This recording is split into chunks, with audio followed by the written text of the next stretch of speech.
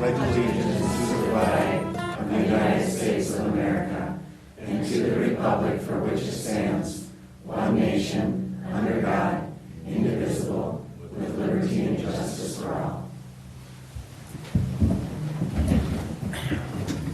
Roll call will show that all board members are present today. First item we have on the agenda is approval of the agenda. Board members, do we have any changes potentially on the agenda? Okay, if not, I'll look for a motion to approve. So moved. Second. Okay. We have a motion and a second. All those in favor say aye. Aye. Aye. Opposed? Motion passes. We now have an agenda. And that first item that we have today is for employee appreciation.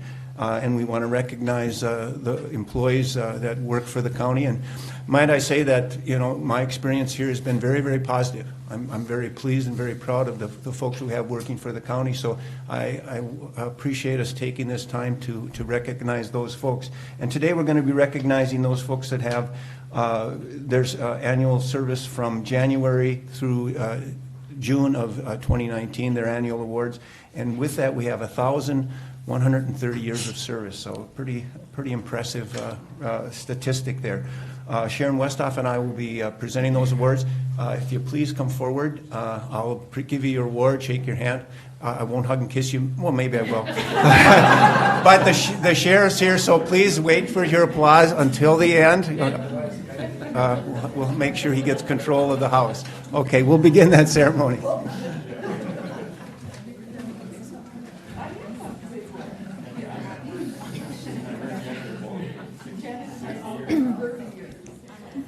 Good morning, everyone, and welcome to our presentation. Just as a reminder, again, we will be taking individual photos as the certificates are presented, and then group photos out in the rotunda after the program is complete. And we ask that you hold your applause until the end of each segment. So with that, we'll go ahead and get started. Beginning with 10 years of service, Bethany Hayes.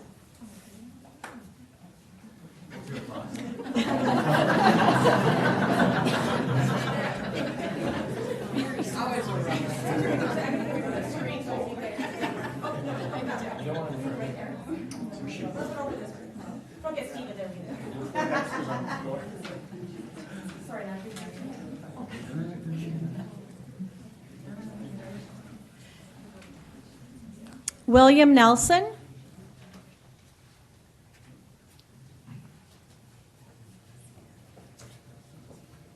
Jake Anderson.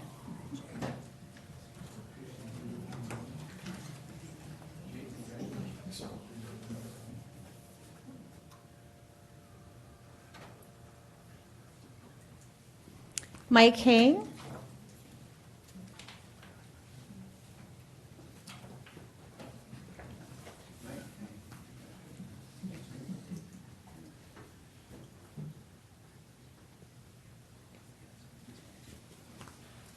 Donna Erkey.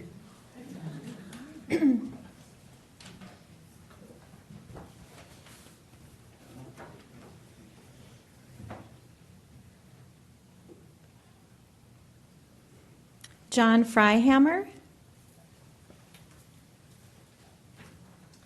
That concludes our 10 years of service.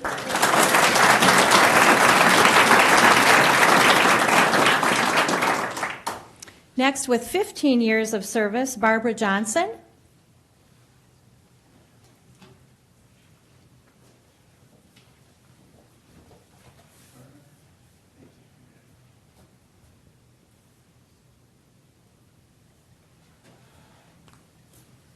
Bill Larson.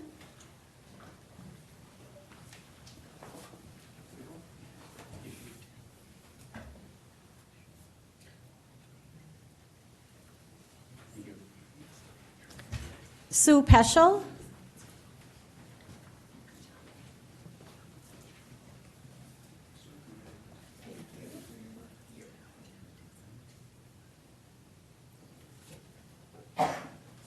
Julie Marketon.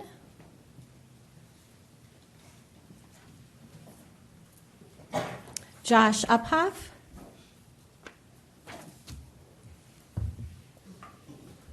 Wayne Schreck.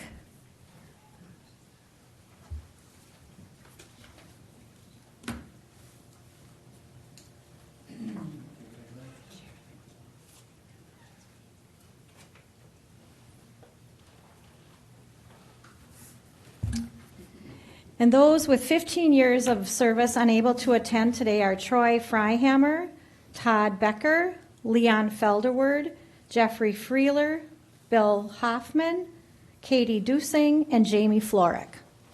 Congratulations.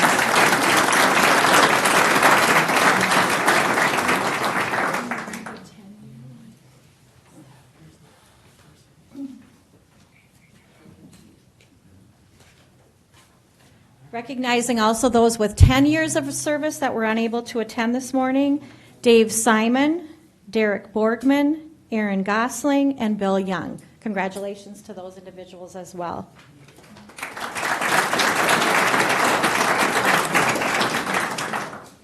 Moving on to 20 years of service, Roxanne Garretts.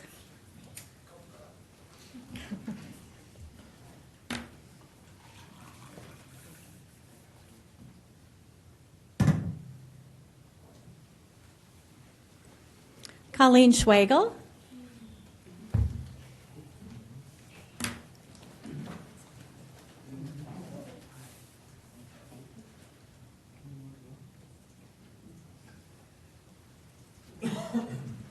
Dave Walls.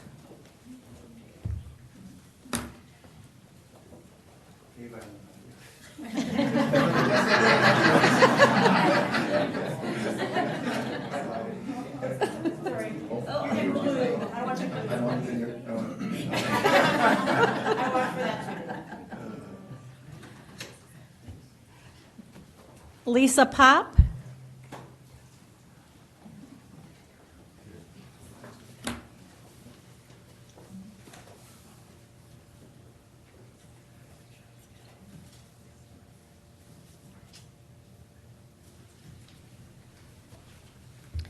Diane Simonitz.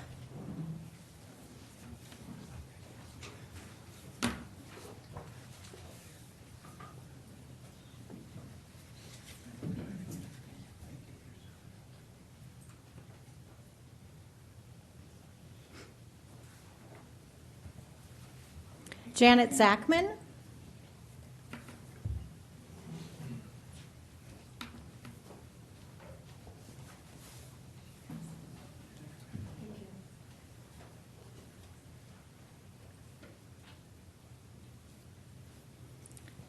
Dan Kramer.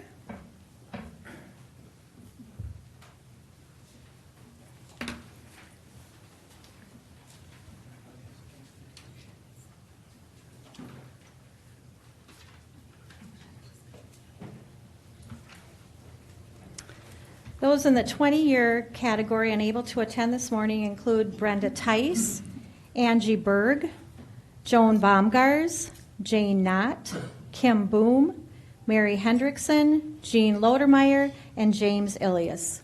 Congratulations to those individuals.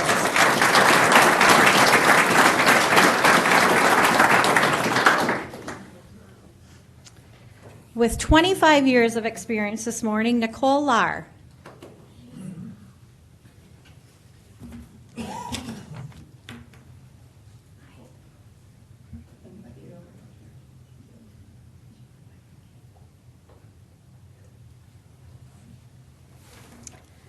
Also, those with 25 years not able to attend this morning include Denise Jones, Amy Armour, Kathy Bissett, Marlene Damhoff, Cynthia Hawkins, and Earl Schoenberg.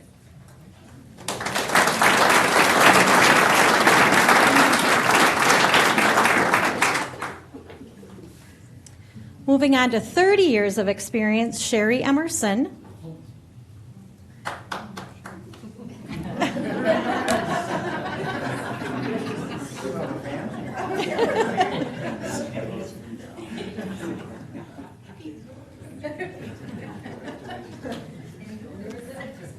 Deb Larson.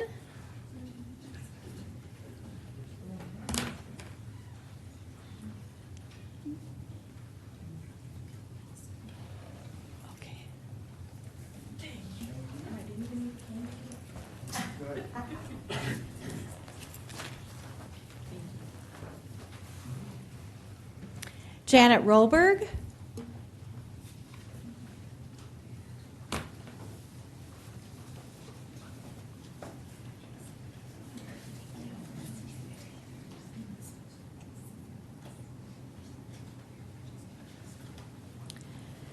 Sharon Sand.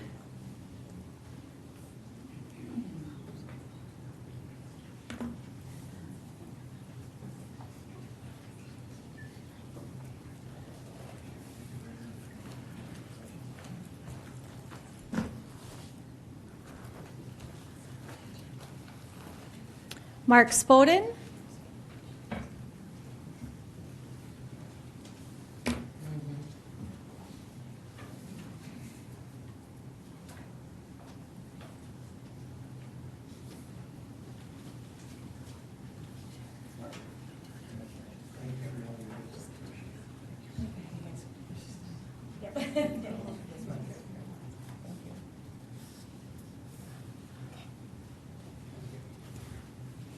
We're going to add another one in our tenure category that was able to make it this morning, William Nelson.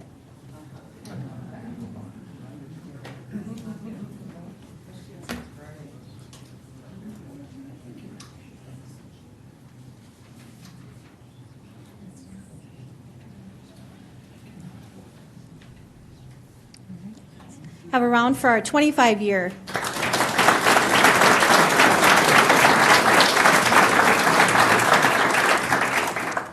We have two individuals with 30 years of experience here with Stearns County, and they're not able to attend, Lisa Kramer and also Heidi Berger. Congratulations to those two.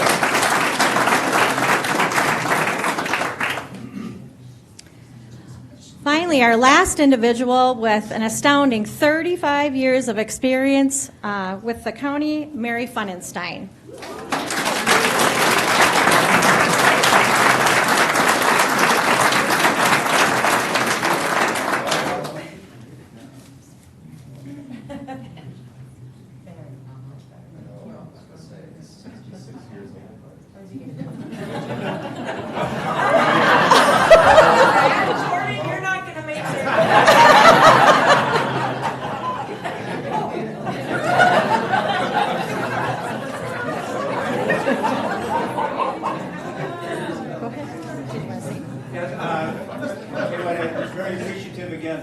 For all those years of service, and again, I've been overwhelmed with the quality of people we do have here. So now we'll let you get back to the important things, that's serving the public. So we'll carry on with our business. So thank you very much.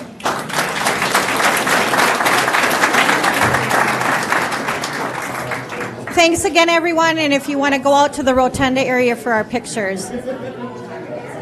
And then remember to stop in HR to get your appreciation gifts.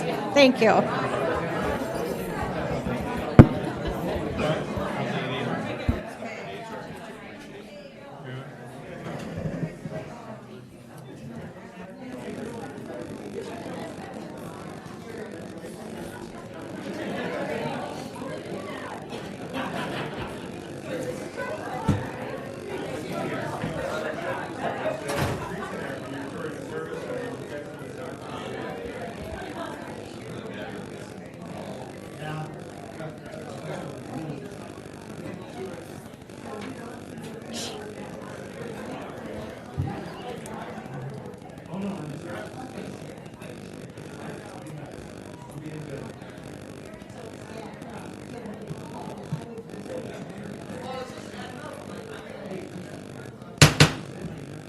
The next item we have on the agenda is a public access forum. The public access forum, we allow individuals to speak for 3 to 4 minutes on issues that are not on the agenda, and they're welcome to speak for a total of about 10 minutes or so. So if there's anybody that wishes to speak, we'll have you come up to the microphone, state your name, and then let us hear what you have to say. So go ahead, we'll begin the public access forum. Good morning. I'm Robert Gregory from Bruton, Minnesota, and I live on County Road 18 on the north side of Bruton. And County Road 18 intersects my land. Can I bring this up? Sure. So you have an idea what I'm talking about.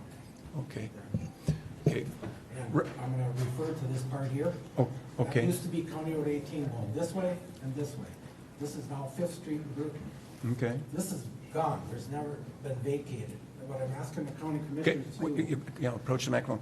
And Robert, I'm going to tell you, on the issues on the open forum, we'll hear those issues, but we will not respond to them, but we'll Right. Yes, I understand give that, it on but the staff. Okay. I've been in contact with Commissioner Notch a couple times on this, and Okay. I'm being harassed steady by the road right-of-way specialist from Stearns County and the Sheriff's Department, which is getting a little old, because the neighbor doesn't like me being parked in my land. I pay taxes on it. It belongs to me. I've had a certified survey done.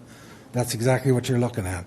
This road was vacated before I bought the land, and I've got pictures here, which I'll give to you, which you can see, of the old County Road 18. They just built a solar panel on part of it. So apparently something must have happened where the road that I showed you there, which is 5th Street now, must have been given to the city of Bruton or whatever. I couldn't find anything out. I did some checking. Nobody really knew what was going on. But when that road was taken out, it was very narrow and was partial. Where I got my equipment parked, I mow it, I keep it clean. There's no reason for it. He complains about safety. Well, when they redid 18, they should have actually put a stop sign there where 5th Street comes out onto 18, because even the neighbors complain because he comes out too fast, you know, so. I mean, Okay. if it's a safety issue, a stop sign should be put there. Okay. And so we'll go ahead, we'll refer this to staff, and we'll All see right, if we can I'll get that give you clear. these pictures so you can see. That what that would the- be fine. Two sets of them. Okay. Kind of share them, look at it. Okay. Well, I'll tell you what, we'll put those See, in the this is- packet. Yeah, this is Okay. the old County Road 18. That's what it looks like Okay. today. And you want that vacated? Well, Yeah. I mean, all these land, I'm not the only one affected by this. You know, that's what I'm getting at. But say, when it was vacated, did it go back to then the abutting landowners? Is that correct? Yeah, I Okay. mean, there's other landowners in there, and they're all affected by it. If you go, I pulled up a 1961 or 3 map, and it shows how that road wound through there. So I'm not actually the only one affected by it. If it's never been vacated, it needs to be vacated because they built a solar panel on where it used to be. Okay. So All right. Thank you. I guess I'd like you to get back to me and see what's going on. Okay. And we'll, again, Appreciate we'll push that on the staff, and you'll get a response. Okay? All right, thank you. Thank you. Thank you. Thanks.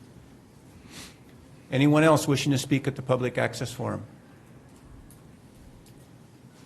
Anyone else? If not, we'll move on to the next agenda item.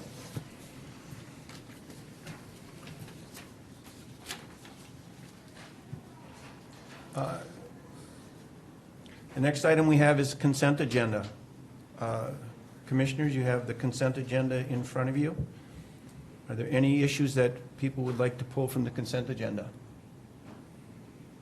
I'll move the consent agenda. Second. Commissioner Notch, second by Commissioner Clark. All those in favor say aye. Aye. Aye. Opposed? Motion passes.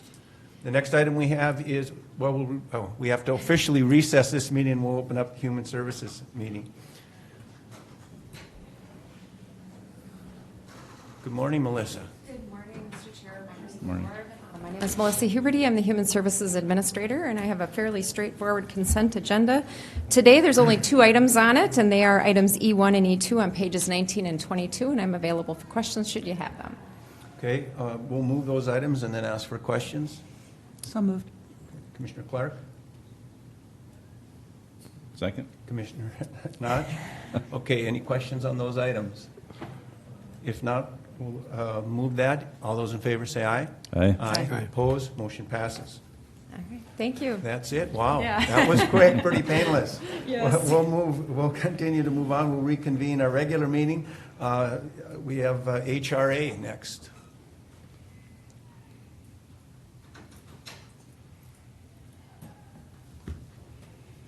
Good morning, Mr. Chair, Good morning. Commissioners. Neil Fortier, Stearns County HRA Executive Director.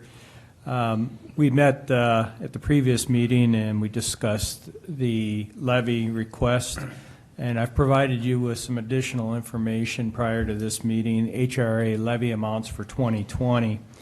And I won't go through it because it was part of your packet, but just to summarize and to make the statement again, Stearns County HRA has the lowest per capita levy amount in the county and in surrounding counties. And again, we're a fiduciary steward of the HUD Housing Choice Voucher Program. And just a polite reminder that HUD has given us the authority to manage these vouchers throughout the county. And without that authority, you cannot manage the Housing Choice Voucher Program. With that, I am open to any questions, comments, or concerns. Questions? Just a quick question on, well, what page is that? 25, where you have the chart in there for levy amounts for 2020. Correct. Is that Stearns County population correct? That is correct. That does not include the city of St. Cloud because the Oh, city because they have their own. they have their own HRA. They manage over 250 vouchers themselves. Okay, thank you. Okay, other questions? Okay. I guess. I don't have a question, but I've talked to Neil about this before, but I'm going to be opposing it because in 2000 or 2012, I think was the year I was on this board, and the levy went from right around 200,000 up to the 400,000, which was implemented in about 3 increases. And the former HRA director said at that time that this would be the end, and now here we are back for more. And the other thing that's happening is our families are being nickeled and dimed to death here. I was just at a Crow River Joint Powers Board meeting where we contributed a little less than around $2,000 a year, and that board is being disbanded, and this was supposed to go away years ago already. And now all of a sudden we got the One Watershed, One Plan coming in, and they're going to ask for more than $3,000 from each of the entities involved here, which was not the way it was supposed to be to begin when this was first presented. So and then we've got later in today's meeting, there's going to be an exorbitant increase asked for by administration in the levy, and this has been going on for years and years. So I'm just going to have to oppose it. Okay, Commissioner Clark? Would you mind just reminding us and the public what the increase is for? I mean, I think I have a pretty good recollection from our last meeting, but I think it would be helpful. Certainly. Over the past several years, the agency has been subsidizing this program, and in 2020, will subsidize this program to the tune of $50,000. And what I mean by that is we're taking funds that the agency has and supplementing what HUD provides us on an annual basis. HUD provides us 251 vouchers, $1.2 million to assist low-income families, families that are earning below 30% of the area median income. So HUD will subsidize their rent up to 70%. And the subsidy that they provide our agency, as well as many other agencies throughout the state, is not enough to cover the costs, the administrative costs of the program. So this year, we will subsidize the program to the tune of $50,000. In the past, it's been, it's slowly been increasing. We've seen 38,000 or 44,000 last year, 38,000 the year before. So we continue to increase the amount of subsidy that the agency provides to administer this program. Okay. Neil, what do you think what would be the impact if this program wasn't there? You would have 251 individuals that would not have any form of rent subsidy whatsoever. I can tell you the average wage of these individuals is $11,000. And so 30% of $11,000 is $3,300 a year that they could afford to pay in rent. Beyond that, HUD steps in. Without it, where are you going to find an apartment in Stearns County that's going to rent for less than $300 a month that these families can afford? Okay. And they do pay a portion of that rent. Yes, so they pay 30% of their income. So if their income is zero, they pay zero, and HUD steps up and pays the balance. If their income is $10,000, they will pay $3,000 a year in rent. Okay. the whole goal of the program is to get them stabilized and in housing, and once they're in housing, then they can work on the other items associated with daily activities such as being gainfully employed and eventually moving out of subsidized housing into another platform. Okay. Okay. Other questions? Just maybe out of curiosity, do you track over time then that transition process? We do. So every year we can run a report that tells us how many people have said, okay, I no longer need your program. I'm doing well. And, I'm sorry I did not run that report for this meeting, but I can tell you that the last number that I saw for our fiscal year, which began July 1st, we've had 5 individuals turn in their vouchers and say, you know what, I no longer need your assistance. And, they're gainfully employed, things have improved, and they've moved on. So the program works. It's one of the most successful programs in the United States. Mr. Chair, I'll make a motion to adopt the resolution. Okay, we have a motion A second. and a second. Any further discussion? If not, I'll call the question. All those in favor say aye. Aye. Aye. Opposed? Aye. Aye. Let's do a roll call on that. Commissioner Notch, Aye. Commissioner Lenzmeyer, Nay. Commissioner Merrigan, Nay. Commissioner Clark, Aye. Commissioner Persky, Aye. Okay. passes 3-2. Thank you. Thank you. Next item we'll move on to is Public Works. Good morning, Commissioners. Jody Tyke, County Engineer. Good morning, Jody. My items on the agenda begin on your packet, page 30. My first item, I'm asking the County Board to approve hiring a consultant to provide design services for the reconstruction of County State Aid Highway 71.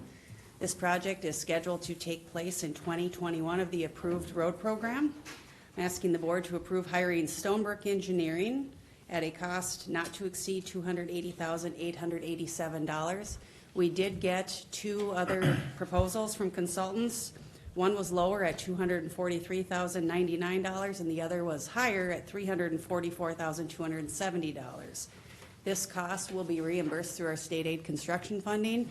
And as I explained in our agenda item, this would severely tax our staff resources in trying to get this designed in time for 2021 so we could acquire any necessary right-of-way. It's a very complex project, so this is why we decided it would be in the county's best interest if we hired this out. Are you changing the road location a little bit then, or straightening it out, or what? There's 1 or 2 curves that we may try to soften a little bit with the channels and the lakes in there. We've got some steep inslopes and some residential areas right up to the road.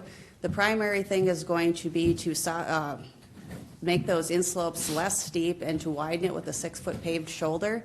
I know there was a significant number of property owners along there that wanted it widened, and then once we looked at it for our resurfacing program, we realized the shoulders and areas were so narrow it would be very difficult to simply resurface and keep those inslopes in place. So a couple of curves, without getting into detailed design, we're not sure, but we would like to try and soften a few of those and potentially minimize a few of the hills to the extent that we can with the adjacent terrain. Thank you. Okay. Any other questions on 71? If not, we'll look for a motion. I'll move to approve. Commissioner Mergen? Lee, can we hear from you today? Oh, geez, that was such a great nap. Darn ya. I'll second that. And the second, Commissioner Lenzmeyer. Any further discussion? If not, all those in favor say aye. Aye. Opposed? Motion passes. My next item is on page 38 of your agenda packets. I'm asking the board to adopt a resolution requesting a speed study along County State Aid Highway 65 between 11th Avenue East and Melrose and County Road 157. The city of Melrose actually came to us with this request primarily because of the expansion of the Genio plant and the resulting truck traffic from that. The state, when they do speed studies, likes logical termini as opposed to city limits, so we are going to take that speed study all the way out to County Road 157, and it starts where the 30 mile an hour currently changes to 55. Okay. Questions on that speed study? Mr. Chair, I'll move the resolution. We have a motion, Commissioner Notch, I'm awake this time. I'll second it. and a second, Commissioner Lenzmeyer. Any other discussion? If not, all those in favor say aye. Aye. Opposed? Motion passes. My next item begins on page 41 of your agenda packets. This is another speed study request, however, a little bit more complex. Involves County Road 137 between County Road 135 and Waite Park and West St. Germain Street in St. Cloud. It used to be our County Road 74, but we turned that back to the city of St. Cloud. This section was actually studied in 2015 by the state, and it came back recommending no change. Since then, we've received a petition from Patsy Magelson, and I'm sorry if I'm butchering that last name, a letter from the city of Waite Park, a petition from Aspen Springs, and an email from Bethlehem Lutheran Church Council President. This road, for those of you who are not familiar, the stretch that is just east of County Road 135 is narrow with minimal shoulders. There's a park, there's residential areas on both sides. Just to the west of here, you have a section of, much wider section of County Road 137 that is in front of Discovery School in the St. Cloud School District. The last time it was studied, the local traffic engineers out of MnDOT St. Cloud recommended a 35 mile an hour from Bethlehem Lutheran Church driveway to the west to the four-way stop. In St. Paul, they didn't think that was a long enough section to lower down to 35 miles an hour. They wanted to extend that 35 miles an hour all the way to 10th Avenue past Discovery School, but we did not include that in our speed study, nor did the city of Waite Park want us to. There are a lot of issues with the apartment buildings and the school and the crosswalks in that area. So I've had discussions with the new district traffic engineer. I have a resolution here that I'm asking the board to adopt requesting another speed study. I can't guarantee that there will be any change, but at least we'll bring the ongoing discussions. The petition or letter, I can't remember which one, actually asked if we couldn't change the speed limit, or the state would refuse to change that speed limit if we could just remove the 45 mile an hour speed limit signs, thinking people would assume it was a much lower speed limit because it was residential. The problem with that is that if somebody is going 50 to 55 miles an hour through there and there is no speed limit sign, it's very difficult, if not impossible, for law enforcement to actually enforce that speed limit. And it may create a bigger problem by removing it. We did relocate our 45 mile an hour signs after we were told we couldn't change the speed limit. And for westbound traffic, we moved it closer to the four-way stop, figuring people would come over the Highway 15 bridge, approach this narrow residential area, and perhaps assume it was lower and then see the 45 mile an hour sign, but it would be too late to speed up. And clearly, based on what I'm hearing from the neighbors and the letter and petition, that's not happening because the city of Waite Park then installed near our speed limit sign a dynamic speed display sign. So people see that, they slow down, and then they see that it's 45. And from what we're being told, they then speed up till they get to that four-way stop. So while I would not recommend removing those signs, we could try to relocate that in the interim. We know these speed studies take a significant amount of time to get done and then to get back from St. Paul. I'm waiting 2 years on one from St. Augusta to the South St. Cloud area right now. So I will, again, be working with the district traffic engineer on this. I just wanted to give the board some background. I do know Magelsons are in the audience. I think I've covered everything in their petition, but they are here because this is important to them as well, as residents of Aspen Springs. But at this point, I'm asking the board to adopt that resolution so I can continue this discussion. I'll move the Okay, motion. got a motion. Commissioner Clark? I can second it. Commissioner Lenzmeyer is still awake. Jody, let me just respond to that. You know, and I appreciate your work on this, and I also appreciate the concern by the public. I mean, there's oftentimes certain stretches in our community that we see that, you know, have potential risk involved, and we'd like to make sure that no incidents happen at those. But again, this does come out of our control, and so, you know, we do pass it on to the state. Can these individuals lobby the state as well? Can they submit information at all? What I will do when I discuss this with the district traffic engineer, as I maybe stated previously, we've been playing phone tag for the last week and a half. I will submit all this information to him as well, so he has it at his fingertips. I know I also received, or a forwarded copy of an email that Commissioner Persky and Commissioner Clark received from some other residents, and I'll include that as well. I do want to make clear that we don't have the authority to change speed limits on our roads. Statute spells it out very clearly, and I've tried to explain to people this is not us not wanting that speed limit lowered. It has to be authorized by the Commissioner of Transportation or their representative, and the whole process is very well spelled out in law. I drive this stretch of road. I can certainly sympathize, but if we put up the wrong speed limit signs that are not authorized by a speed study, those tickets are not enforceable. If they're given out, they get thrown out in court, and then the judges are not very happy with law enforcement or us. Yes. And I know the state has a rationale. Sometimes we struggle with that rationale, so. Just really, really quickly, I too drive that stretch quite a bit, and it's a kind of a frustrating and scary one, and I don't live in that neighborhood. And one of the questions to potentially consider, maybe it's an APO thing as well as us along the way, is whether or not that stoplight could become a roundabout at some point in time. That would slow everybody down, it would be safer, and the stoplight also annoys people greatly. So something to consider in the future, recognizing we have many other projects. Okay. Anything else? Thank you. If not, I'll call the question. All those in favor say aye. Aye. Opposed? Motion passes. I have no miscellaneous unless anyone has anything for me. Just follow up on the citizens forum. It involves a right-of-way question. It might be something that you'll also be talking to the county attorney about if we've got any options in that particular case. Just watch the tape and you'll have the information. And I did try to catch Mr. Gregory on his way out, but I think he was in a hurry.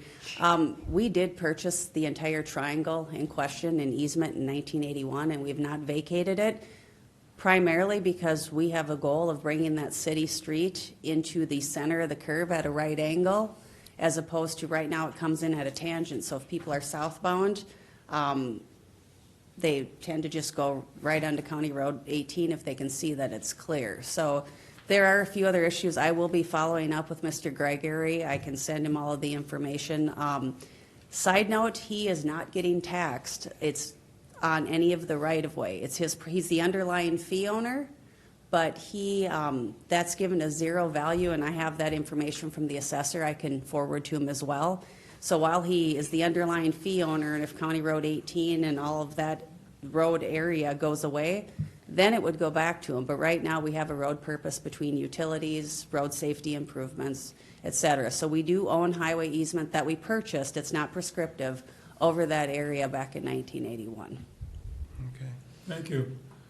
Jody, so that you will be taking I will that be issue? following up with Mr. Gregory, yes. Okay. Well, I have this map and these pictures. We'll eliminate the middleman or Okay. middlewoman if you'd like to take this. Perfect. Okay. All right. Any other questions for Jody? Just a quick question, how's the roundabout project going?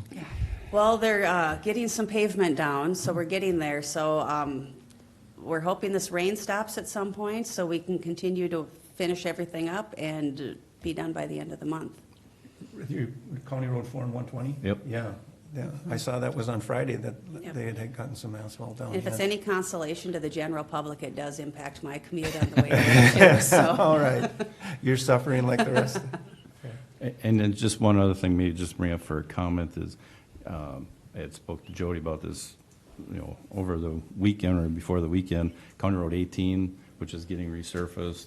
Some of the farmers have had a concern because the project is running late, but Jody mentioned that, they will work to make it as painless as possible when they're getting the crops out of the field, so. Okay. There's also a concern that it's just not going to get done, and this section of County Road 18 in particular has been posted at 7-ton axle weight for probably the past 5 years. It's 4 to 6 years. It's been posted at 7-ton axle weight in the spring, which is a hardship on those area farmers.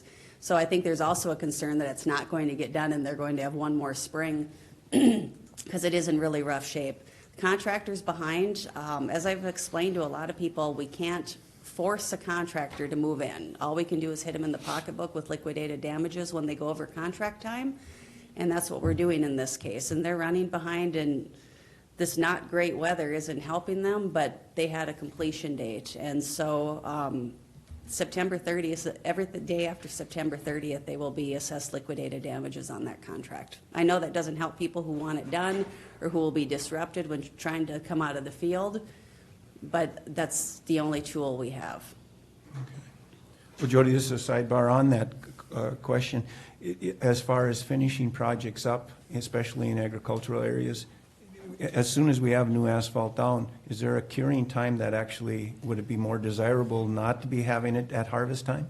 With bituminous pavements, once the rolling is done and the material has cooled down to a certain temperature, they let traffic on immediately. But that's what the rolling process takes care of, a lot of that for the compaction. Okay. But It's not like concrete where it you have doesn't a need an cure additional time. 2 weeks No, or a month? No, Okay. it's not like concrete. Okay. Okay, good. Any other questions? Okay. When do you anticipate a wrap on County Road 75? The end of this month is what we're hearing at this point. That's what's in the contract, so we're hoping that we stay on that schedule, and again, that the rain stops for a bit for Yeah. us, so we can keep going. Okay. Ready? Well, thank you. Thank you. Here's this. We'll move on to environmental services. Good morning, Mr. Chair. Good morning. Board members. I have Mark Lateral here to go through our item H1. Yes, good morning, Mr. Chair, Commissioners. This item this morning is a request by the Department for the County Board to set a public hearing for consideration of adopting a new public pool ordinance, numbered 591. The current public pool ordinance, number 503, was adopted on June 15th, 2017. But as part of a systematic overall review of our environmental health ordinances, the public pool ordinance was reviewed and a number of items were identified to be corrected. In a nutshell, we added clarification of the intent of some of the language. We consolidated some of the sections of the current ordinance. We did provide an overall format restructuring to match the other current ordinances. We did include modification to the licensure late fee language, similar to that of the restructuring that was done with our food ordinance this past March to reduce those late fee, penalty fee with licensures. And then we did add process clarification for the suspension, revocation, and appeals processes. This proposal was provided and reviewed by our county attorney's office and also the Minnesota Department of Health, both of which had approved this draft. So in short, the department would request the board consider setting a public hearing for adoption on October 8th at a time to be determined. Okay. Okay, questions for Mark as far as establishing that public hearing?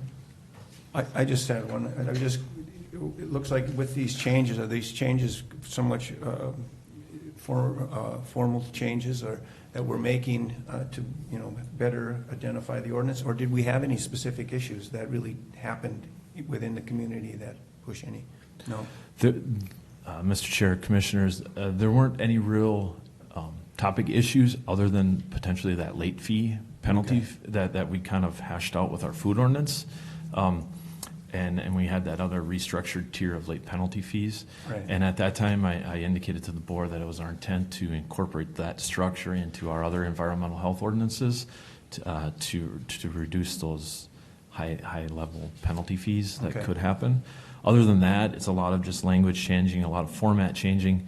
The intent is to take all of our environmental health ordinances and work through them all and make them all look the same, feel the same, give a better public interaction with them so they're familiar as they flip from ordinance to ordinance. Okay. So in time, my intent is to bring each of them to the board in this fashion. So. Okay. Commissioner Notch? Maybe the next time to just do a markup? Or Mr. Chair, Commissioner Notch, I do have a strikeout add-in version of the ordinance that I can make available to you. I didn't include it in today's packet. It is quite messy because of all the format changes that had happened, flipping back and forth and taking this paragraph from here and moving into this section. There's just a ton of red and green and strikeouts and stuff, but I certainly do have that available for you. So, or even, or would just a list help? Yeah.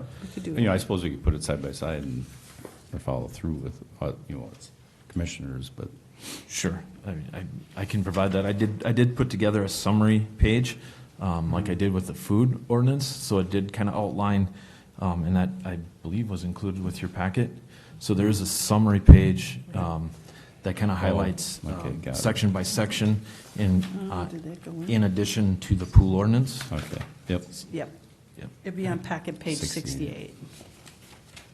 So that is there as well. So But before the public hearing, we would have that? absolutely. Okay. Yep. Yeah. Believe it or not, I'm interested. I Oh, yep. spent 20 years in the pool, so. Sure. So- Sure. I will. I will make the disclaimer. The strikeout version does not have the last few changes that were done with the county attorney's office, as the county attorney and I sat and we just funneled those right directly into the clean copy. Most of which were just statute citation corrections. Yeah. So, but everything else should be there. So. Yeah. Of course, and you know, for those people that operate a pool, this is a big deal. And of course, for the public, it's a big deal as well, because we want to make sure that the facility is safe. Correct. Okay. Other questions? If not, I'll look for a motion to set that public hearing. So moved. Commissioner Clark, Second. Commissioner Mergen. All those in favor say aye. Aye. Aye. Opposed? Motion passes. I do have one miscellaneous item Mark would like to go through with you related to the fluorescent bulb pickup. So just an update for the board, as we spoke of in the past, the household hazardous waste staff will be conducting what we're going to call a curbside bulb collection this fall. And in the past, we didn't have a whole lot of detail for the board, but as we've worked our way forward, I can share this with you. The intent is to start collections the beginning of November, and then we will run well, depending on appointment setting, but our goal is to do 2 runs a week, and we're going to service our intended audience is the western 17 townships of the county. So basically from Millwood to Paynesville and west, which will service about 1,100 feedlots. We're going to send postcards, which I have kind of a rough draft saying, you know, you've been identified, please give us a call, set an appointment, staff will come and visit you. We'd love to take your light bulbs from you, kind of thing. The only real concern we haven't figured out yet is try to work with the biosecurity plans of the feedlots. So as we set appointments, we're going to have to do some specific question asking. Can we come to your farm? Can we get to a non-secured area of your farm? Or if it is in a secured area, what kind of delay do we need between going from farm to farm? It may stop us from doing multiple places in one day, but we'll have to figure out those logistics as the appointments get set. So we'll be starting those, like I said, in November. So, and then and our intent is to run them all winter up until spring. Typical mobile collections in the spring start. So we'll be doing that all winter long. So. Okay. And will they be responsible for gathering the bulbs and putting them into a location for pickup?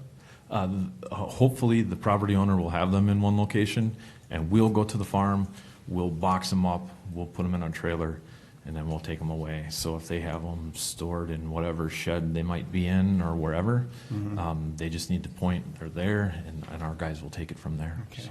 Yeah, because I'm just thinking, end of November, we're going to start running into snow season too. Yep. Yeah. Yep. But the thought was too, we don't want to get too far in the spring because we don't want to be going through all the mud in the farmyards in the spring as well. We'd kind of like to get in there while it's still solid. Sure. And do as much of that collecting as we can. So, Okay.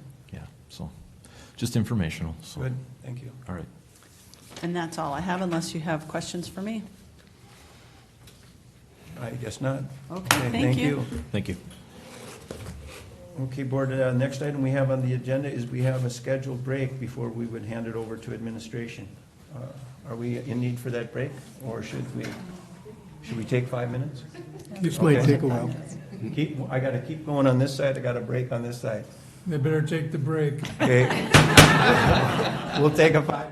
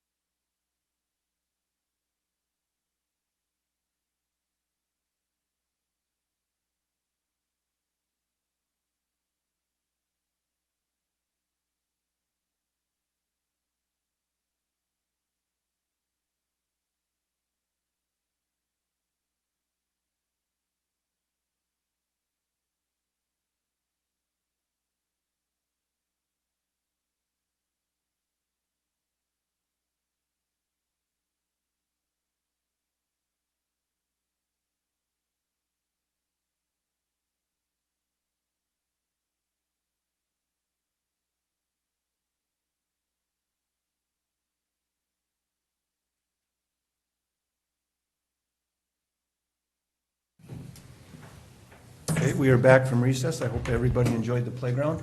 Was it long enough for the playground? Mr. Chair, we need more time for the playground. Okay, we'll bring that up maybe by issues. We'll move on to budget and preliminary levy. Steve. All right, good morning, Mr. Chair, Commissioners. My name is Steve Hammes. I'm the Assistant Administrator. Along with me, we have Randy Schreifels, the County Auditor Treasurer, and Sarah Utsch, our Finance Director, representing the Budget Committee. Dr. Williams is unable to be here today, so we're going to go through this as well as we can and take any questions that we have from the board. Again, as we heard last meeting, we went through the overall why we have our budget and what are the initiatives and drivers that are taking on for 2020. In the packet on page 70, I believe it starts, you have a summary that Dr. Williams put together that summarizes most of the budget areas. You then have a copy in your packets of the book that is also on your dais as well to follow along. So again, as we start looking at the budget process, as a reminder for the public that this process really starts for the administration and the auditor's office back in April. Developing packets, fine-tuning the process, trying to accommodate changes that are happening in the legislature.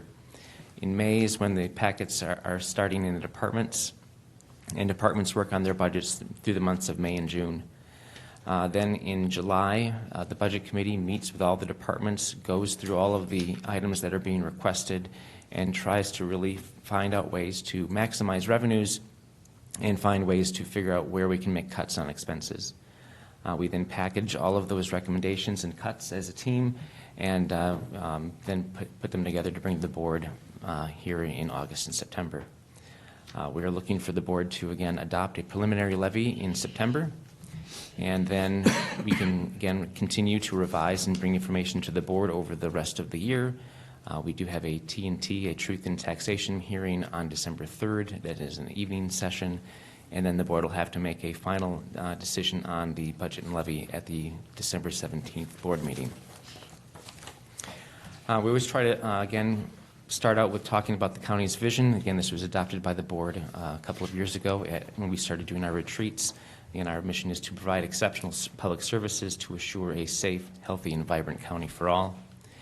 And these are our values. I'm not going to go through and read them all, but again, they are to be professional, to be approachable, to be responsive, collaborative, and to be fair and equitable with all of our citizens and our staff. So the initiatives for the 2020 budget and levy, first we have some financial goals, which is to prepare a budget and a levy for 2020 that are acceptable to the county board because you are the decision makers. We want to keep our tax rate as low as possible. We want to make sure that whatever decisions are made aren't just decisions that are made in a vacuum looking at just 1 year, but that we're looking down the road that the decisions that are made are ones that are sustainable for 5, 10, 20 years so that we're not being put into a bad financial state sometime down the road. We want to continue to review our fee structure in coordination with the budget process, and we have been having discussions on fees so far this year. We want to monitor the appropriations that we make to outside agencies. Again, we've been doing a good job of trying to narrow down that scope and really tighten which agencies are on that list. And we want to manage the county's debt plan while we are forecasting the future projects that have to happen. And again, you adopted a new capital improvement project list earlier this year for the next 5 years. And again, our goal is to, just as Highway does, bring that plan back each year to update that for the board. In terms of infrastructure initiatives, we're looking at, again, continuing the increased or accelerated highway system improvements in terms of using the wheelage tax and the dedicated sales tax for those projects that they're designated for. The last year we had over $20 million in highway construction projects. We're looking at another $20 million for 2020. Also infrastructure, we are going to, in our plan, we're going to be wrapping up the service center construction in the first quarter of 2020, and then we'll be turning our attention to remodeling this building. Again, it's the first major overhaul that we've had top to bottom since the building was built in 1991. And the project that was the largest piece of the capital improvement plan is, of course, a new law enforcement center, and so we'll be initiating a study to see what kind of space we really need and how that would look. In terms of technology goals, we are going to continue to monitor and protect the county's cybersecurity systems. That is pretty much an annual goal based on the world that we live in and the amounts of tax that are happening out there. We are going to continue to work on initiatives to improve the broadband internet access for the rural parts of the county, and we are going to update the county's phone system and website. The website contract was let, and the phone system process should be done in the near future. Commissioner Notch, do you have a question? No, I just know the phones aren't working right now, so. Yes, the phones are not working right now. Again, our phone system is probably 20, 25 years old, so yes, we do need to upgrade that phone system.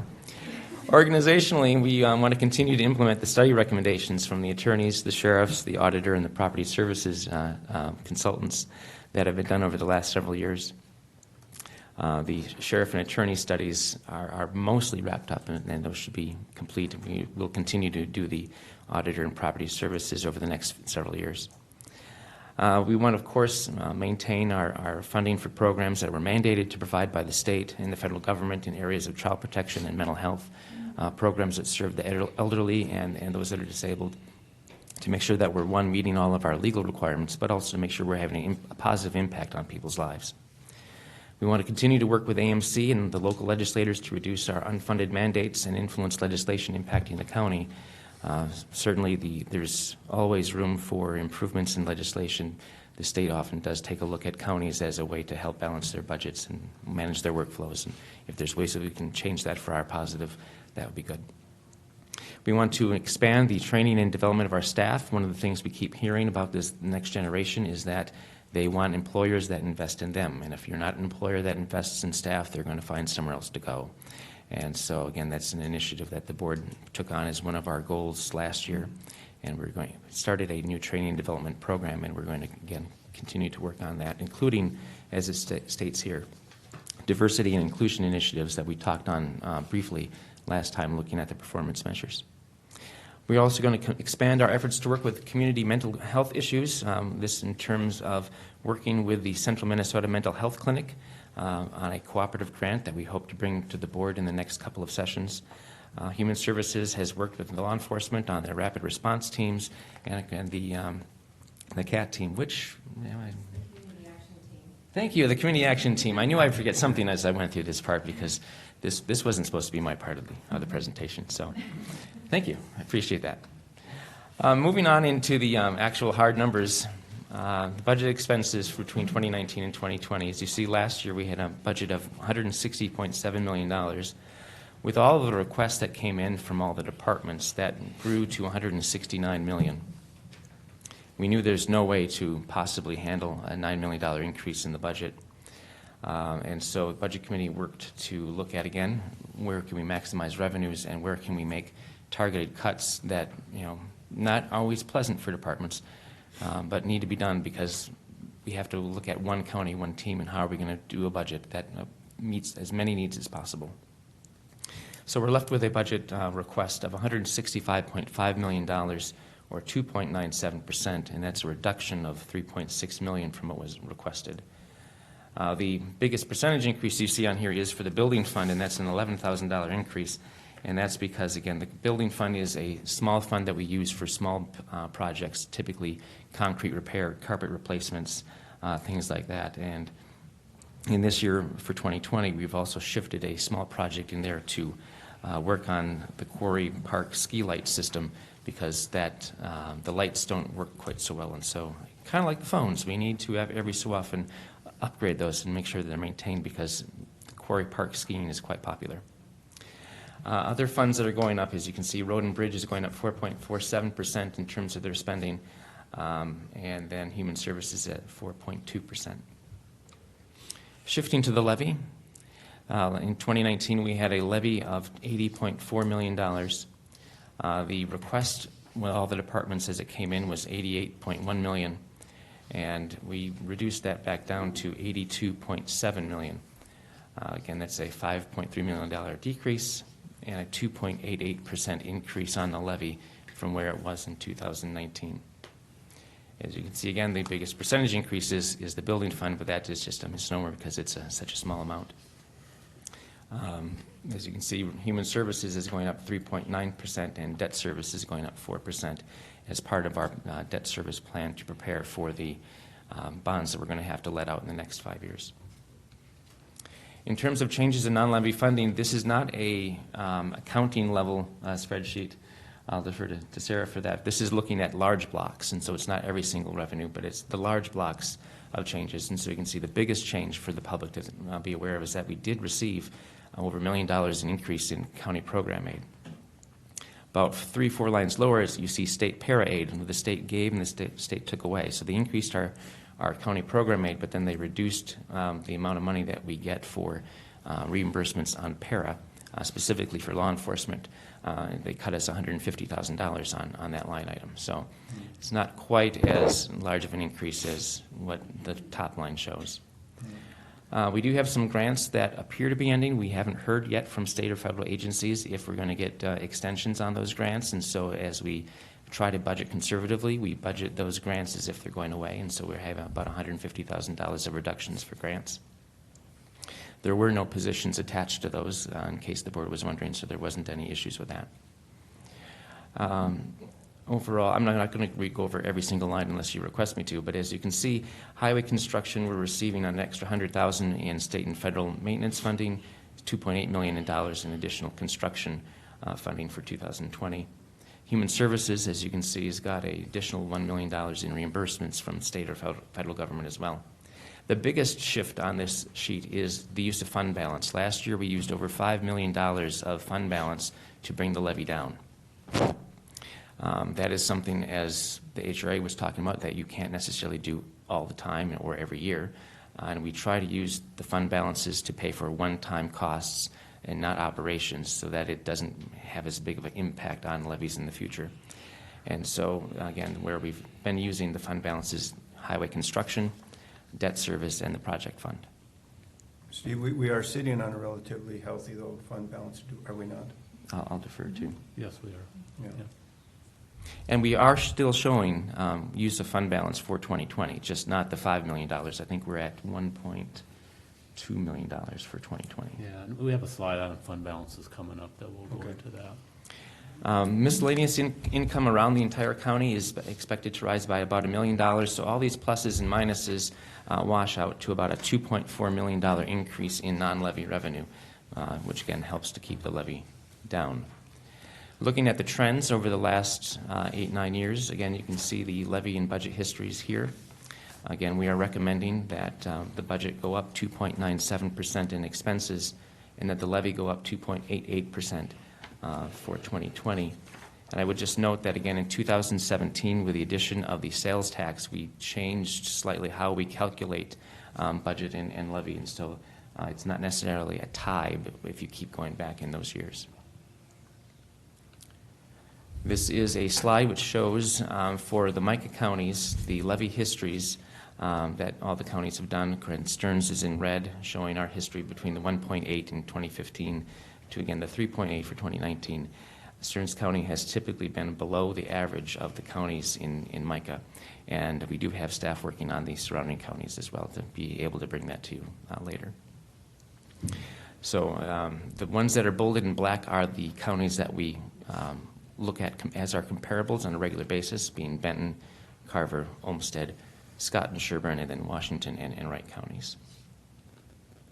The major budget challenges for this year, and again, Mike Summery did a very good job of laying those out, but in Human Services, we do still have several challenges going on that some clients require longer, more intensive services than others, and so the costs for some clients can be exponentially much greater than many other clients, and that can be something that lasts for 10 or months or even years. One client in Anoka can cost us anywhere up to, I think it was $50,000 a month. And again, that was a state shift that they did to us about 2-3 years ago when they made the counties take on 100% of that cost. And so in the, before that, it wasn't necessarily as big of an impact on the counties, but when the state does make some of their own budget controls in that manner, it pushes more of the burden onto the counties.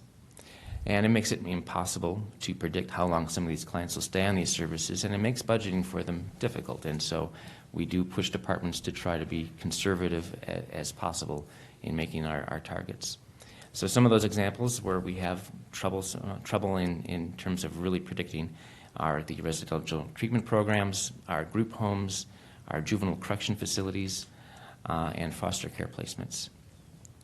One of the other big changes in the budget, obviously, is that 2020 is an election cycle year, and with the changes that the state has made in terms of absentee voting, that was first in 2018, which was an off presidential year, so that was dramatic enough. But in 2020, we are expecting that to be a big impact, both in terms of the election equipment we need to buy, but also in terms of the supplies that we'll need to do to handle an absentee election during the presidential year.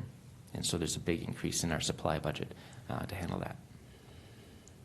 Looking at personnel requests, in 2020, there were 28 requests for positions as part of the department's budget proposals, which came in at just under $2 million if we were to approve all of them.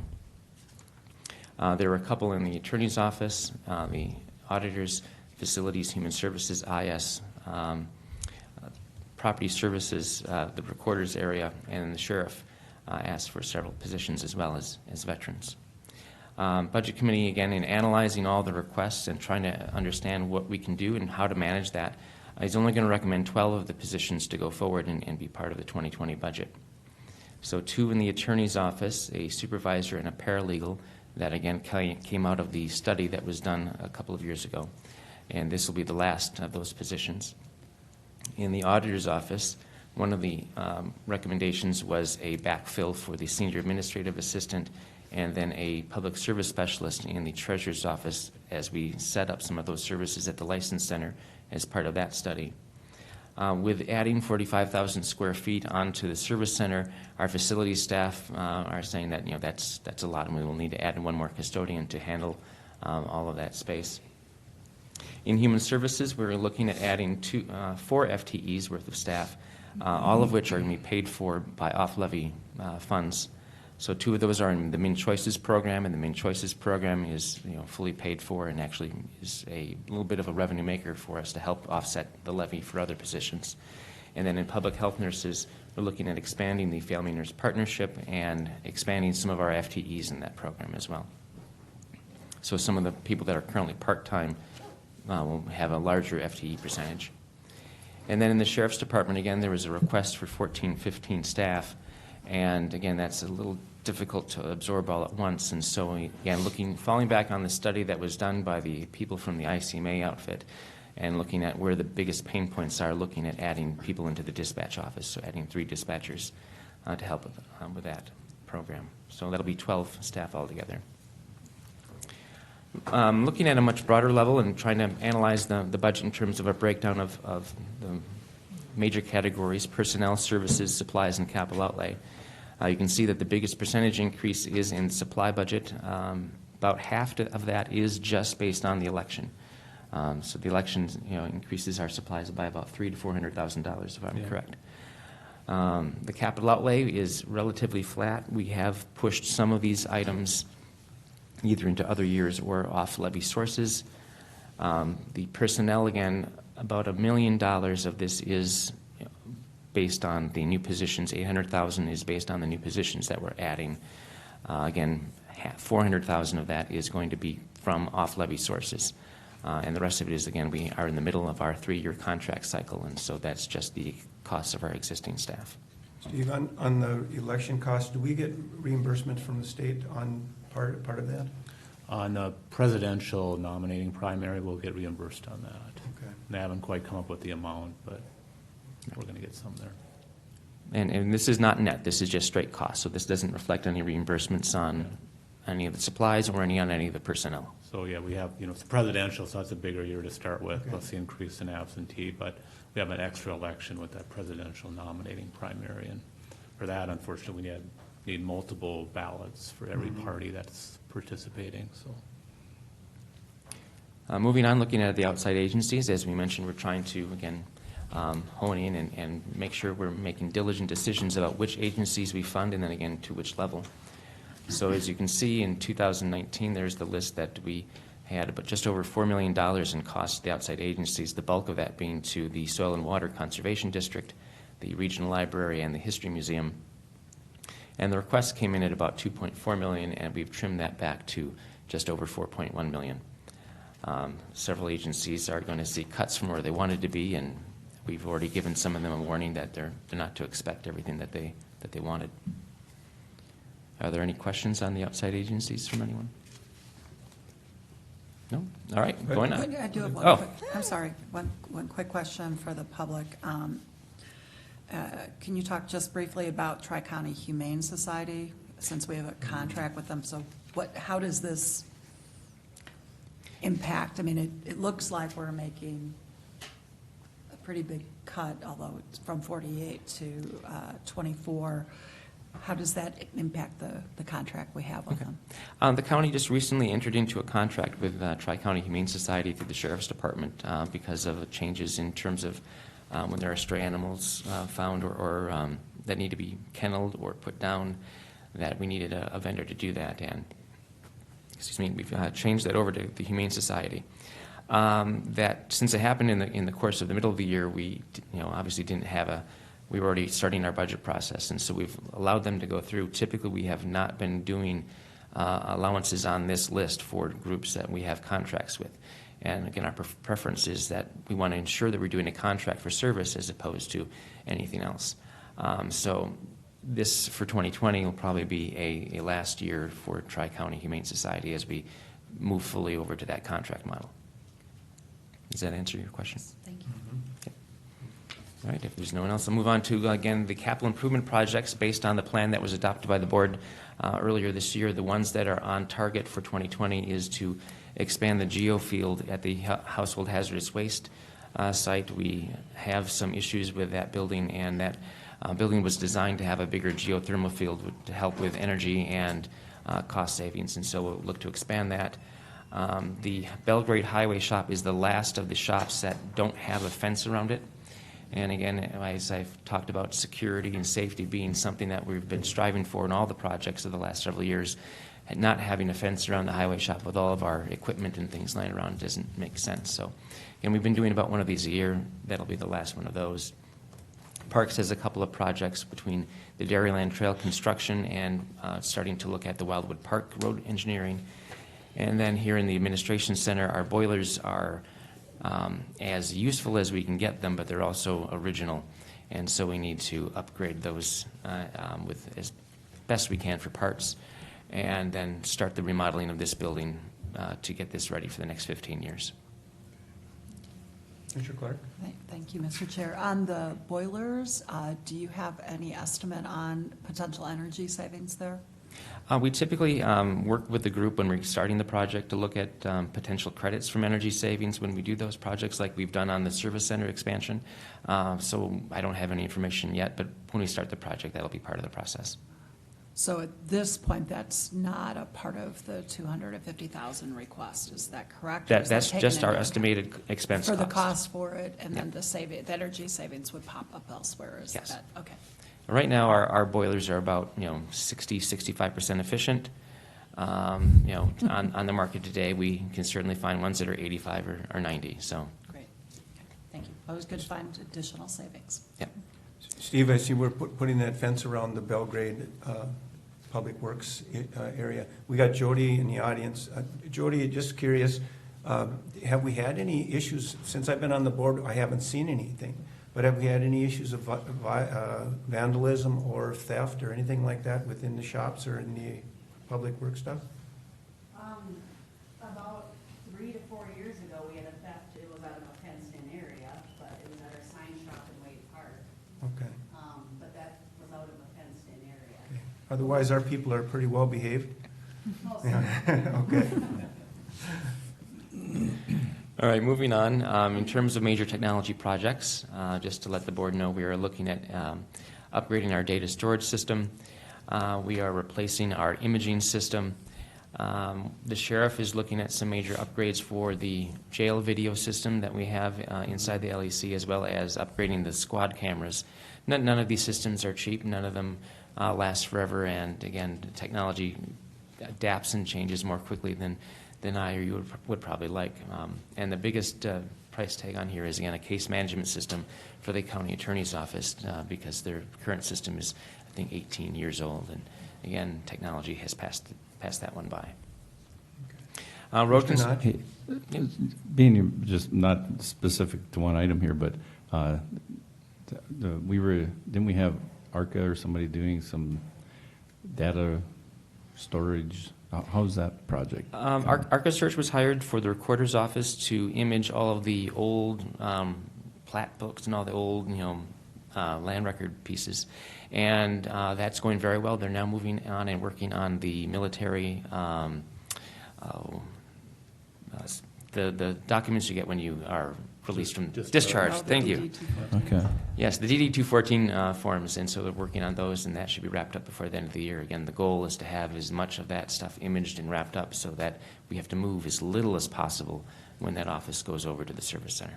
So you've been able to move a lot of old documents out Yes. already?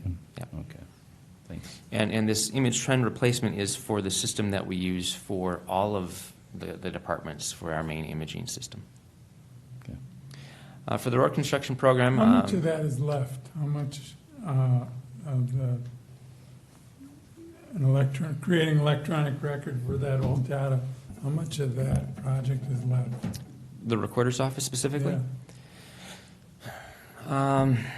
I don't know that I can give you an exact answer. I know that Hand grenade would be great. hand grenade, I'm going to say that we probably got 65% of everything done. I know they've been working on updating the microfiche and all that as well because you can't get parts for Yeah. those machines either.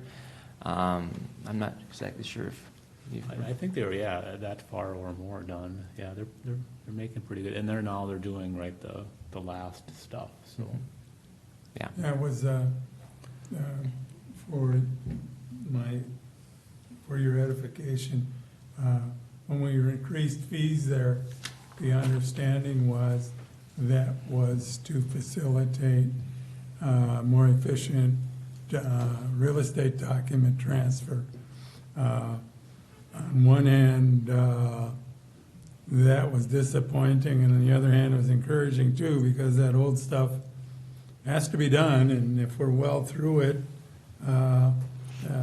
and if we can facilitate the real estate transfers at some point, that would be a step in the right direction. No, I agree, and I think that within 6 months or so, I think the ARCA Search should be done with their work, Really? from what I understand. Is that right? Yeah, and I think then the next step is to get it out more accessible to the public. Yep. Yeah. All right, looking at the road construction, again, this is just a slide. Jody was in here earlier the year to talk about the actual projects, and it's also in your packet, but to look at the funding sources, again, as you can see, the transportation sales tax, I just want to highlight that $5.3 million is both the money that we expect to generate during 2020, but also a carryover of the money that's been generated in 2019 that we haven't yet spent on those projects. But again, we're looking at a funding of $21 million for the road construction program during next year. Steve, just a thought about the budgeting process and the use of those funds. I know there are people much more brilliant than I am. And oftentimes by spending money, you can actually be saving money, and especially with our bond rating and the lower interest rates, that is if we can, spend those dollars and invest those dollars earlier at good interest rates, that's a savings that we can build more with less money. And so I appreciate those people that can do that, and I want to encourage us to continue to do that, so. I agreed, and with interest rates where they're at and where they expect to go in the next few months, we certainly are getting more than we would have otherwise.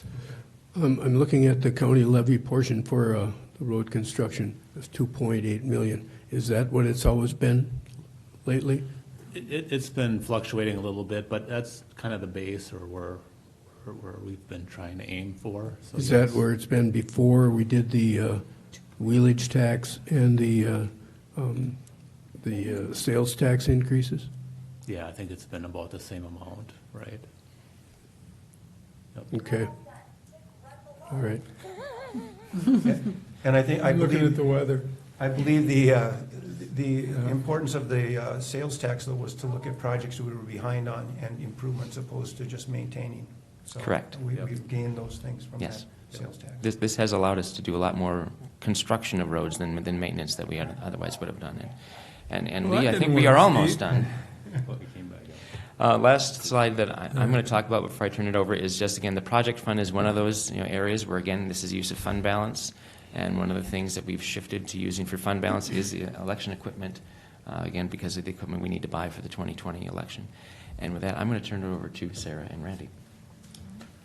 Good morning, Commissioners. There was a little discussion about fund balance earlier, and so this slide is meant to talk about the 4 primary operating funds of the county. So we're talking about the general fund, road and bridge, human services, and parks, and adding all those unrestricted fund balances together and comparing that to what the budgeted expenses were in the following year. So that as a percent is 46.8 or 46.9%. The county's policy and the state auditor's recommendations is that we keep that fund balance between a 35% and a 50% level. And so as you can see, we're near 50% on this measure, but if you look at each of those individually, you'll see that some are significantly over and some are below that threshold. So as part of our CIP, Capital Improvement Plan, that we'll bring to the board later, we are going to be looking to use some of that fund balance down in order to reduce the debt that we're looking to issue for capital items in the near future. Next slide here talks about the county tax rates. And so for 2020, as the proposed levy is, it has a proposed tax rate for the county at 50.29, and you'll see that that's the lowest it has been in these years that are presented here. It's a 2.16% decrease in the tax rate from 2019 to 2020. This bar graph is meant to show the public where do your property tax dollars go. The top line there, general government, is 14 of the 17 departments we have here at the county, because human services is underneath as a department, road and bridge, and then parks. So the top 4 operating funds that I talked about in the previous slide on fund balance make up 92% of the fund balance, or excuse me, the property tax levy that we have before you today. See, of that slide there, the general government, how much of that is actually public safety? Big portion of it. I don't know if you have. Let's see, the sheriff's budget is about $20 million, and the general fund altogether is 36. So it's like 2/3 or more of the general fund. Yeah, and I just want to note that it's just not people behind a desk or people in this building. No. It's the folks that are also out on the roads and keeping us safe. Yeah. Yes, that is the bulk of that line item. Okay. New construction for payable, property tax payable 2020, we saw a healthy increase of $190 million of new construction. That's one of our largest years. Last year, for instance, we were at $179 million, which also was a good amount. The county taxes from this new construction is over $1.2 million, and our levy increase is going to be about $2.3 million. That's being proposed. So about 54% of the increase is paid for by the new construction. This is kind of a busy slide, but this is going over the tax base for payable 2020 also. I'm not going to go through the individual amounts, but this is increasing because of new construction, as we talked about, also market value changes, and then individual classes sometimes have reclassifications for various parcels, and then tax increment financing also has an effect here. So our tax base is going up 5.15%, which is a very healthy increase in tax base. This next slide goes over individual properties in our major classifications and the changes that we may see. So this first slide is assuming a 2.88% levy increase and no change in property value. So it's not necessarily reflecting what many people will see, but it's kind of for demonstration purposes. So if you don't have an increase in your individual property market value, your taxes will go down, your county taxes will go down the amount that your tax rate went down, which is the 2.16%. So the next slide is what we'll see on average for the major property classification. So again, 2.88% levy increase, and then the average increase in each of the various property types. So for residential homestead, for instance, the average increase is 5.87%, and they'll see increases anywhere from 6.5% to 4%. Ag homestead actually had a decrease in their market value, so they'll see a decrease in their property taxes on average. Commercial industrial saw a 2.4% average increase, so they'll see about a 0.5% increase in their taxes. And seasonal rec went up on an average of 7.32% market value, so they'll have about a 5% increase on average in their property tax. This is for county property tax. And then drilling down a little bit more into the residential homestead, because there's some different factors that they encounter. So three main parts that'll happen to them is their market value going up has the biggest effect. As you can see, on a $100,000 home, that'll increase their property tax by about $29. Also, as their property tax goes up, they lose some of that homestead exclusion, so that causes their taxes to go up a little bit. And then, of course, the change in the tax rate, as we talked about, will cause their taxes to go down. So all those combined will affect their tax rate. So Randy, that homestead exclusion, is that tied to something where that number changes over the course of time? right, it tops out at $76,000, and then it just keeps going down, I think, till you get to about almost 400,000, I think, is when it zeroes out. So the more market value you add, the less homestead exclusion you get. So if the trend in housing prices keeps going up, does that amount correlate to like that 76, the high end bumps up at some point too? The 76 is a state amount, and right now they don't have it changing, but I'm sure in the future legislatively they could look at that.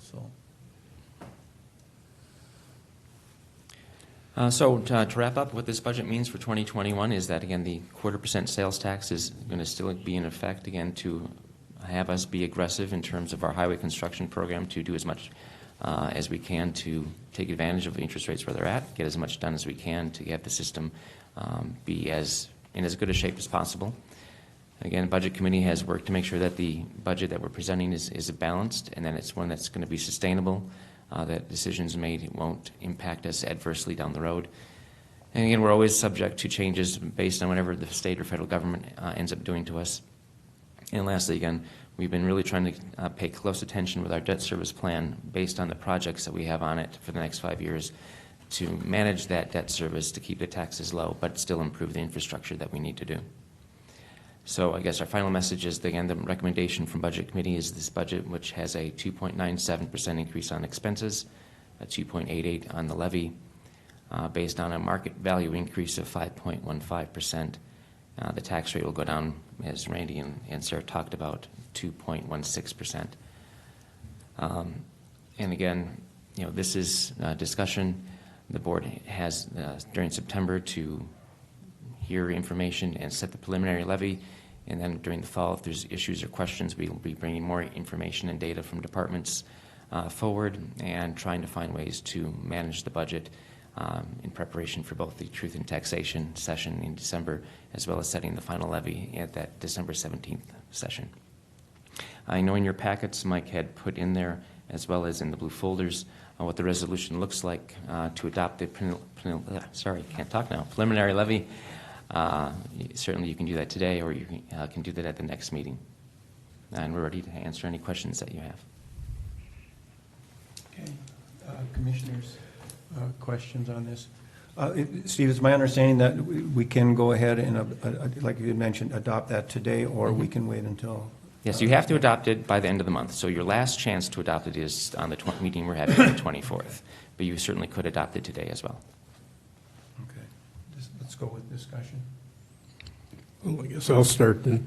I just want to recap what's happened over the last couple of years. In 2017, we had $2.6 million levy increase, 2018, 3.4, 2019, 2.9, and now 2.3 projected for 2020. So, and if we look back all the way to 96, in 96, there were 127,000 people approximately in Stearns County. And 2020, it's projected to be about 166,000, so approximately a $40,000 or 40,000 increase, or 33%, 30%. Our levy in 96 was 24 million, and almost projected to be almost 83 million in 2020, which is triple. And if you adjust that for inflation and population growth, it's still more than 25 million above that, what that would be in increase. And I guess if we, and what did you say, there was more than 2 million extra coming from the state, something like that? I think. It was 2.4 million of total non-levy revenue, not Okay, just from the so state. 900 some thousand, I think, extra from what we got last year is Yes. what I think I read in the board packet. Yep. Okay, and yet we're projecting another $2.3 million increase in levy. I guess I could support if the levy was held to the amount that's generated by new construction. In other words, the $1.2 million increase. I guess I could support that. But when we start talking about your percent is going down because your property tax or your home is projected to be worth more, that doesn't put food on the table. And that's a big sleight of hand we hear every year. And hopefully this year I don't have any single mothers with 13% increase showing up at my doorstep. Mr. Chair, Commissioner Mergen, I do understand that. And again, part of the issue is that the state, since 1996, has shifted a lot of things to the county that we don't control.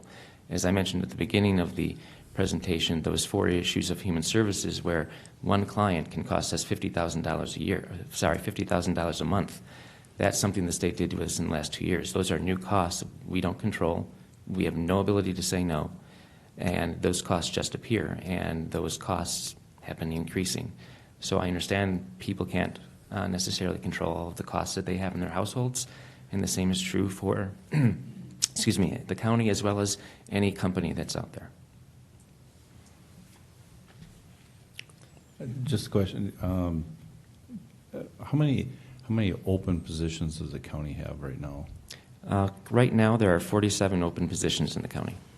And how's the situation with the jail? As of last week, we are 11 positions down in the jail. Okay. Again, turnover, the economy is still very good, as I believe I mentioned during our labor talks discussions.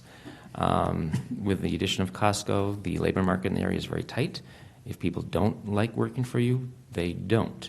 Again, that's part of the reason to invest in the employees, because that's what employees are telling us they want. Otherwise, they'll leave. Mm-hmm. Steve, I was going to ask the question about the jail as well. So then with those positions that were down in the jail, then are we paying the folks that are there overtime as far as compensation for that rather than filling those positions? The overtime budget in the jail is very high, yes. We are well beyond what we budgeted for the year. Again, our hope is that we have been doing some new initiatives trying to attract people in different ways.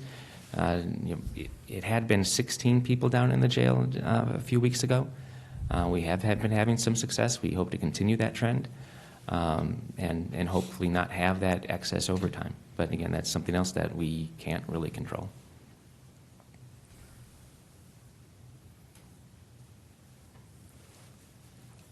Commissioners, other comments? One of the things that just from a public standpoint, and maybe reminding us too, is that some of the initiatives our staff has taken on is really trying to help with some of those huge, hard to determine costs, both in terms of what the community action team is doing with other local partners for some of the people who otherwise might find themselves being committed, really looking at some other options.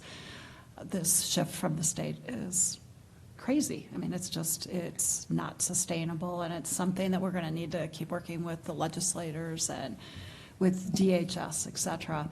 Another area is the juvenile out-of-home placements, among other things. One of the things that I think is we're starting to really see some positive benefits that are helping keeping the requests down is the rapid response team and some of the other initiatives really trying to figure out some other ways financially, but really helping impact those children's lives in a traumatic situation. And certainly would like to keep encouraging, how are we finding ways to bring our costs down, among other things, recognizing that the state and the federal government have really pushed us in a way that's really unfortunate. Mr. Chair, Commissioners, I think what you've heard from Melissa since she's been here is if we can continue, and she's here if she wants to certainly chip in, but the best way to help bring costs down is to solve problems before they happen and to get as far up the stream as you can to make sure that we don't have those costs of one person costing $50,000 a month or whatever that price happens to be. And to get to your point, sometimes you do have to put some cost and effort in to make those things happen so that down the road you do see the benefits of that and have reduced costs. Just one other quick question. What you mentioned earlier, the cut in state PERA aid. What The state for a very long time had a program where they would reimburse jurisdictions for a portion of the para paid for law enforcement officers. I'm not sure what the rationale was, but I was always very happy to see it in the budget. Is that like the administrative? No, it was just it was a straight reduction on what it cost us. So essentially, we would every paycheck we send an amount to para, and then the state would send back a percentage up to a cap, and there was a formula, I believe, that how it worked. But it was like $150,000 that we would get each year, and the state sunset it this year. They said, we're going to give you increased aid. Oh yeah, by the way, we're going to take away this money here. Just again, as they're trying to balance their budget. Okay, thanks. Commissioner Mergen, I know you have some concerns about that increase, and so do I.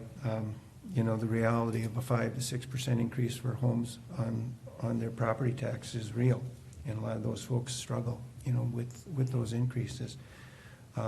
Many of those people working for wages that are not, adequate to supply their family. Yeah, I wish, and I look at this, again, the staff we had here, that we celebrated their service and the quality of work that we, provide here at the county, which I believe is high and quite good, and I want to maintain that. But again, it is a burden for those taxpayers, struggle with that.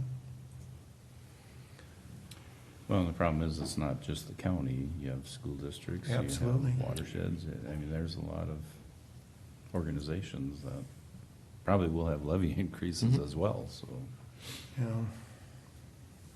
Well, Commissioners, we can go ahead and approve the preliminary today, or we can wait till the next meeting. If we'd wait till the next meeting, would we have more input from the public? I noticed in this there is on one page there was a list of the ways that the public could weigh in. Those channels for the public to submit questions or comments are open all the way up until you approve the budget in December. So, if you want to do it now and we continue to collect those and bring those forward over the course of the next several months, or wait until next time, and again, we'll just continue to bring forward any comments that happen as we prepare for TNT. It's on page 78 of our board packet where it tells the public the different processes they can use to weigh in. TNT statements go out in November, so that's typically when you'll hear, the most of your input at that time. Commissioners, I don't mind waiting, just in that if it gives you folks more time to think about things. that's fine. I'm fine with that, as well as the public input, unless there's a need to pass it today. I'm fine with, if you want to wait till the 24th. Lee, are you with us? I really don't have a strong opinion either way. If you want to do it today, great. We can still make adjustments even if we adopt this preliminary budget today, or it can wait until the next meeting. And either way, we would keep looking at this. So it's a horse apiece from what I can see. I don't have strong feelings either. Commissioner Mergen? I guess I would prefer to wait and see what more we hear from the public. And also I would definitely like to have administration look at the $1.2 million increase that the new construction is projected to generate as our levy increase. Okay. Well, with that, I'm fine with waiting till next meeting. Okay. Yep, that's fine. And Mr. Chair, I don't know about others, but what I've heard to date from the public has actually been about wanting to see resources that are not currently being budgeted added in, additional spending. So that's, I don't know, I'm looking at Commissioner Lensmeyer right now. I'm guessing over time you probably hear a mix of both things. And it makes sense that once people get the truth in taxation statements, that we would be hearing some additional comments maybe that are on the other side of that. Okay. And the budget cycle is counterintuitive. You would think that when you're in relatively, when you're in bad times, well, you got to, exercise restraint on the budget because times are bad. When times are good and there's more government cash flow, it's actually harder because everybody, every entity, inside and outside, that feels they have fallen back in their efforts to fund what they think they need in their respective roles. Well, you got this excess, and of course they jump to the conclusion that the excesses would be perfect to fund their particular needs. So, in my experience, in relatively good times like we have now, it's actually harder. All right. Okay, Commissioners, before we move on, the last item we have on the agenda is issues by commissioners. We got staff down here as far as, are there any issues as far as issues by commissioners that you're looking to address? No, just we'll be having the Rail Authority meeting following this for those members that are on that, but. Okay. All right. So we'll move on, commissioners, issues by commissioner. Commissioner Notch. Just, I believe most of us will probably be attending Thursday and Friday's AMC conference in Alexandria. Okay. I'm looking for that hopefully to be productive. Yeah. Yes. Meet with fellow wizards and see how they are doing with their domains. Yes. Okay. Nothing. Commissioner Lensmeyer, nothing. Jeff. I have a question for Steve. In your presentation, you mentioned a few times how difficult time you're having getting staff, and you wanted investment in staff. And in May, I had asked for that to be put on the website as to what the staff's being paid and their total package. And I realized it would be from 2018, it'd be a year behind. And I was wondering, so that the public can see how poorly they're being paid and things, and so maybe then they would support these types of increases. And I was wondering what progress has been made on that. Well, it is on the St. Cloud Times website, and in terms of ours... It's buried in the St. Cloud Times website. Okay. Well, in terms of our website, with the redo of our website, we haven't been doing a lot of new initiatives to put a lot of things out there, but HR and Mike have been talking about how to get that out there in a way that is visible and makes sense. Okay, thank you. Anything else, Jeff? Nope, that's it. Terrell? Nothing? I don't have anything, but that doesn't mean I'm not going to speak as usual. And we do have a rail authority meeting that's supposed to have started 5 minutes ago. I'll be very brief. First of all, school's open, and we want to make sure that people are aware of school zones and activities in the evening as we lose our daylight hours. Also, the drawdown on the Mississippi, that we're going to be putting water back in the section above the Sartell Dam, and hopefully the process went well as far as the cleanup and restoration with vegetation. And also, I want to say we are serious about the budget, so we do have another 2 weeks before setting that preliminary and all through the process too. If we can build a better mousetrap, I think everyone here on the dais here wants to see us be a better and more effective county if we can be. So we do welcome input. So with that, we'll adjourn and we'll see you in 2 weeks. Oh, I'm sorry, I did ask for a motion. Can I have that motion? I knew you were looking for that. So moved. I got a motion. And a second. We are adjourned.